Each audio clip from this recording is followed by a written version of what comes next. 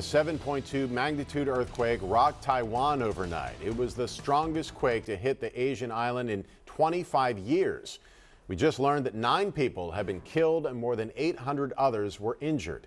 127 people remain trapped in the damage and rubble.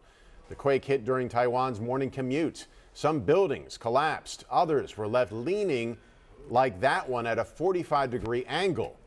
A child was pulled out from the rubble of a collapsed building, then carried away. The quake triggered landslides closer to the epicenter. The U.S. Geological Survey says an initial aftershock struck at magnitude 6.5.